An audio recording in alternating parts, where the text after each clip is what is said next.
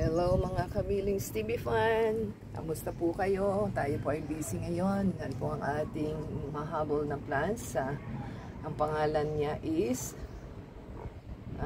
Mexican Petunia. So, galing po ko sa shop ng Raelia Shop.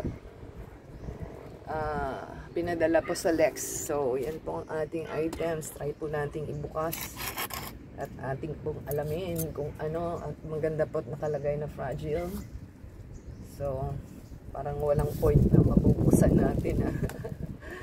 Yan, natin pong buksan para makita po natin kung maganda siya o hindi.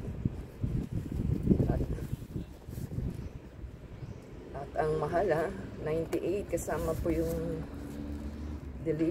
delivery shipping. Yan po ang ating items. Nasa ilalim po ito. At nandito yung ugat. At hintayin po natin at hindi natin siya mabuksan. Ayan mga kamilings TV fan. Oh, 1, 2, 3. Yay! Yan na po si Petunia Dwarf. So, dalawang stem ba to?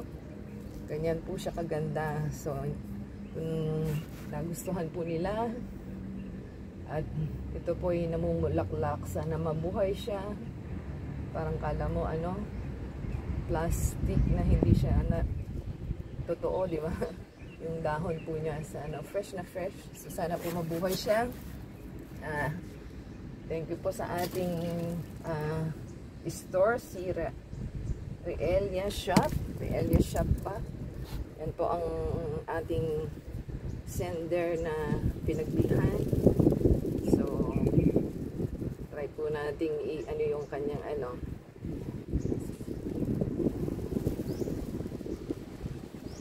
yan. Mexican Petunia. 60 pesos lang po siya. Binayaran natin 98. So, Raelia Shop po ito. So, thank you po sa ating items. At natanggap naman po natin ng fresh pa. Sana mabuhay po sila. At may tumutubo-tubo na pong mga anak niya. So, yan po ang ating magandang items. At thank you rin sa ating rider. At na-delay po ito. At matagal na siyang bumiyahe. So, till next time po, sana nagustuhan nila ang ating Petunia. Mexican Petunia ba to? Yan po ang ating items. So, give us a thumbs up po. Comment down below sa ating plants. At marami na tayong plants. Napilas na siya dito. Ayun napunit siya.